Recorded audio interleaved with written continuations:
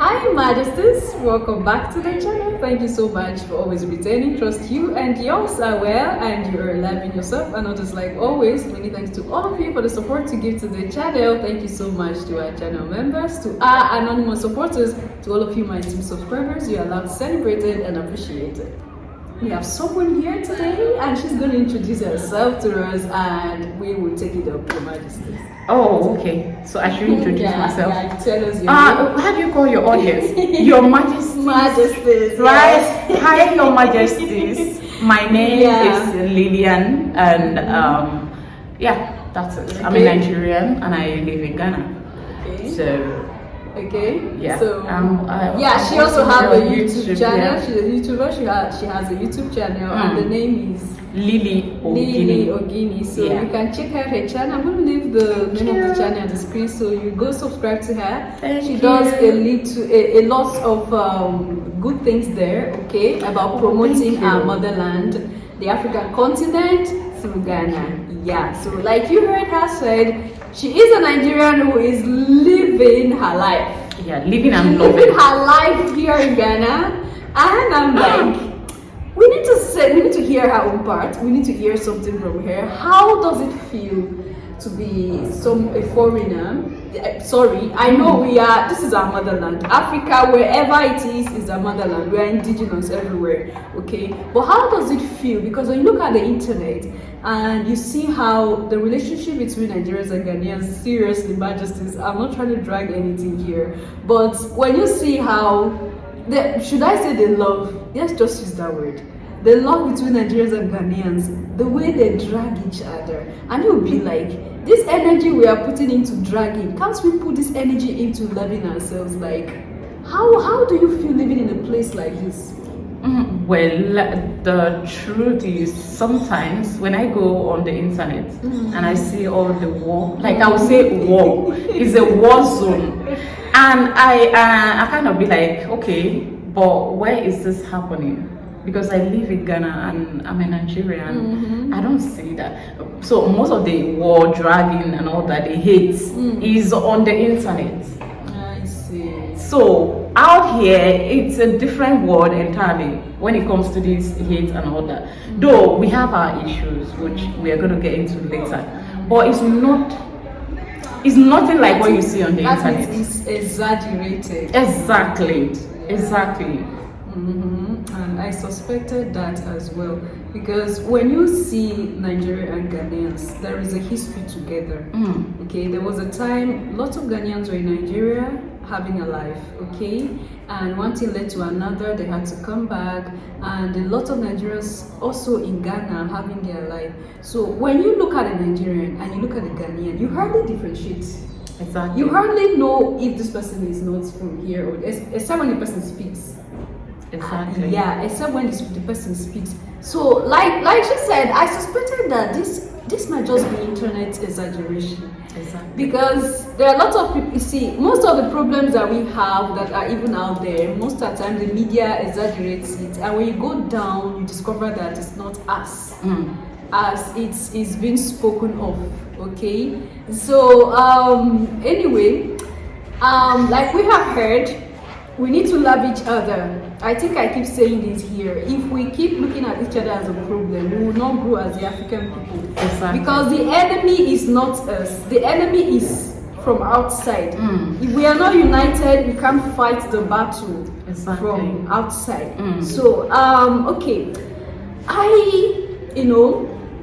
Some hours in Ghana, I discovered there are things I discovered. And I'm like, you've been here for how many years now? I moved in here since 2022. I moved to Ghana in 2022. That's 2022, right? And I've been here since then. Though I do go home from time to time and all that. Yeah, but I would say this is my second year or third. Okay. Is it second or third? Yeah, this is my second year in Ghana. And so how are you finding Ghana? How is Ghana treating you? Ghana for me, personally, Ghana is treating me heavenly. Wow. Yes, for me personally, I have I have had some of the best experiences of my life, and they have all been happening here in Ghana. Yeah, Ghana have been good to me, like you said, personally.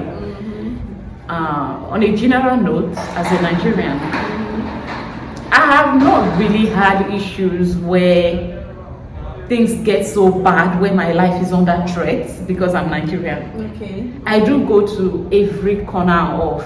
I've been to so many places in Ghana, and I've not had issues. I've not had to deal with any issue because I'm a Nigerian.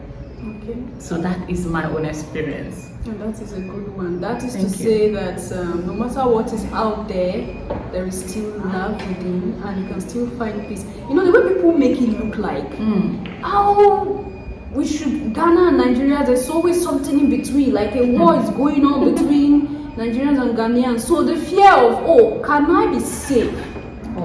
Like when you come into Ghana, it's like, oh, with what I'm seeing on the internet, can I be safe in Ghana? Oh my goodness. I wish you can spend more days in Ghana and then, get to mix a little bit, get to go out more and get to meet Ghanaians. See, all of these internet issues, I know we have our issues where, okay, something will happen, oh, a Nigerian have done this, which a lot of the times is not a lie. Do you understand? And but if I've not gotten to that point where we all have to live in fear, there have never been a time I have to be afraid living in Ghana because I'm a Nigerian. Yeah, and I saw it on the news recently, I think about a week ago, that the Ghanaian government sent out about quite a good number of Nigerians who were prostitutes. They had to send them back to Nigeria. So prostitution, Nigerians prostitution, I don't get it. Like, what? How come? For I don't know, for whatever reasons, I have always tried to avoid that prostitution topic.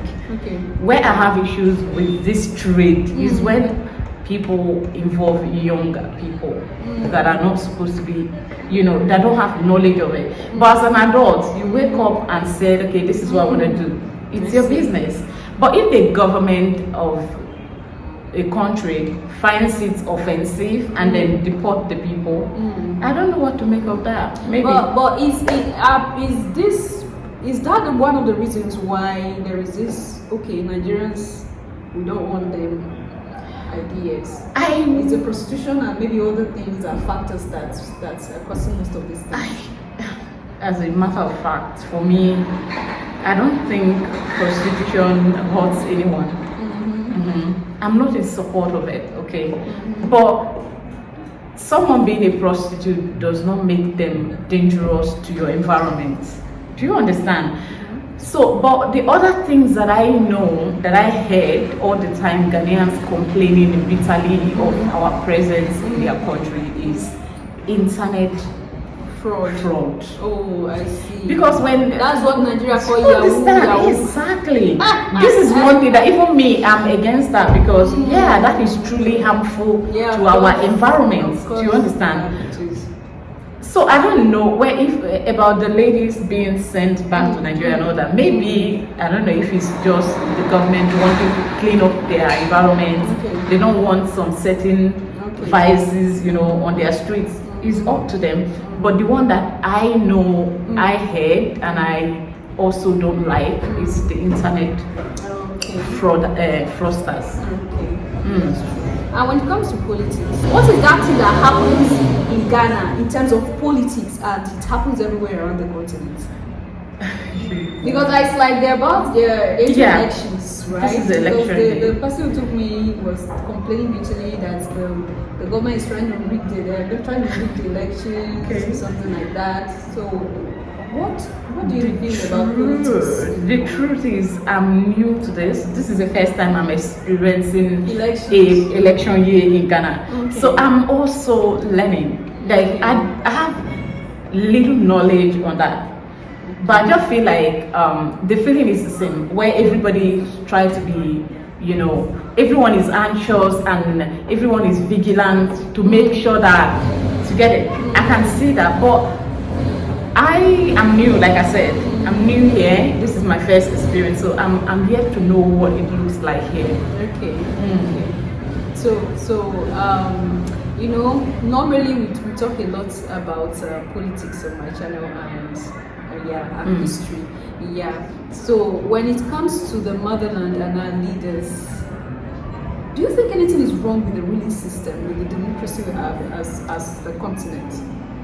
The continent? I Yes. wish you can be more In terms of precise. Yeah, in terms of now, when you look around the continent, different countries around the continent, you discover that the leaders are always older, and the youths are always encouraged not to have interest in politics. They're always pushed into churches. So the youths are in churches praying, and the old men that should be in churches are in politics, eating the money. So you see, sometimes is everything okay? Does this sound normal? To me, it does not. It doesn't sound normal. I feel like there's more a younger person can offer than most of the leaders, I mean our age leaders have to offer. I feel like so. That's true. But I also don't know why we don't have young people coming up, you know, in politics, coming up to say, I want to be this. And yeah, it's true. Like in Ghana, there's a guy that came on, I think his name is Nana. Is he? Okay, Nana Kwame Badiko. Nana Badiko, exactly. He came in, I think, the new force, what have you? The man behind the mask. He's a person. Nana. Yeah, Nana. Yeah, so he came in, he's contesting for the presidency. I saw his posters everywhere. Okay. Yeah. So do you have any idea about him? Because what I knew is that he's been outside the continent for some time, for all the while, and it's like he has a lot of backup, the Western backup really, and he's been funded. And I also discovered that the woman who goes around for his campaign is a German. Really? So it's alarming to me. I think I spoke about that one time, because you claim you're coming to the continent to clean up the mess, and you're still following the footsteps of the older men, and you claim you're a new force. So personally, I feel like something is off with Nana, because the way he came in, the source of his money, many Ghanaians believe that he is into business, so he has a lot of money, that is okay. But involving a German into our politics is a slap to our faces, because when you look at what these people did to our motherland and what they did to our ancestors, why must we go to get a German woman? And when they asked him, he said there were no African women who could take up the work. So, like all women are scared. I live in Ghana.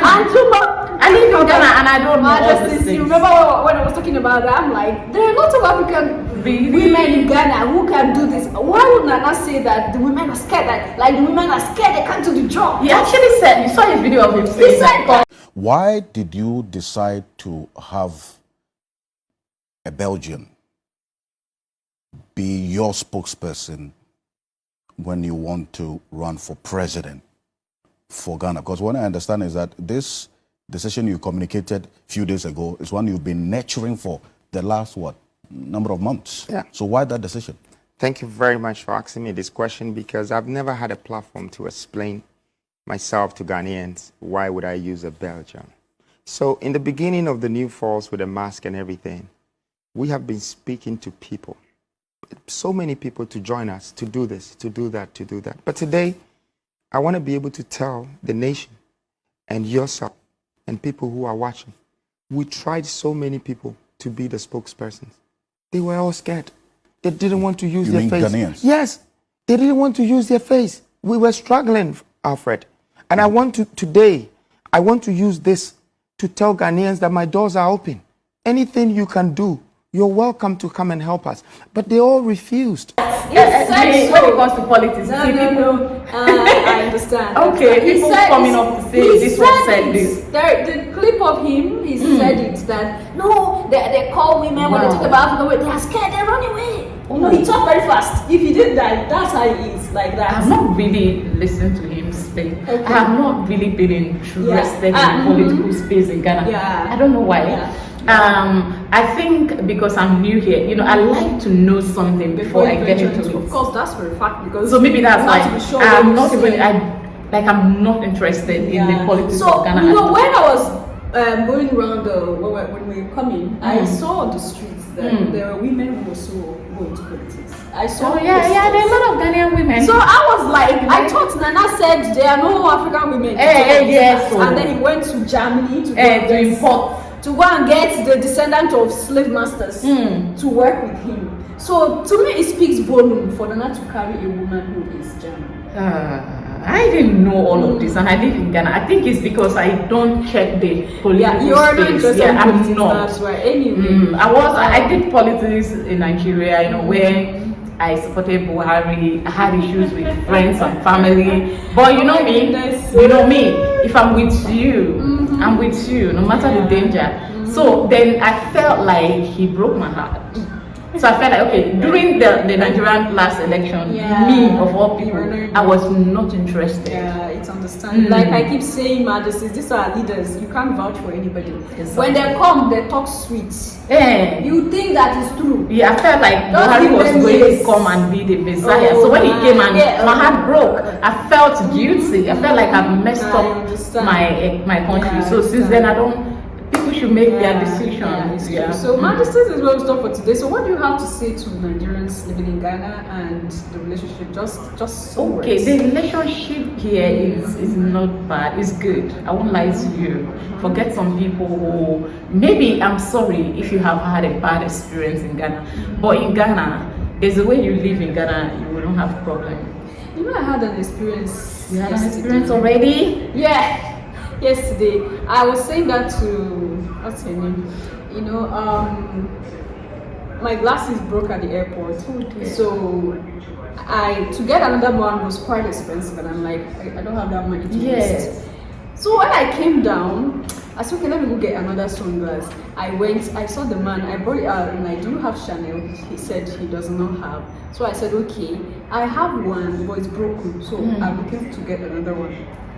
So do you know, this man said, no, I don't have, but I will show you where you can repair it. Okay. This is something that Majesties, I love my country, like I love Nigeria. I'm not even supposed to differentiate. The thing is, if it were some places, okay, they will tell people how to eat from you. Okay. Like if it were Nigeria that I know, that I've lived in. Okay, so you had a good experience. This man collected the glass. He said, I'm going to take you. He left his shop.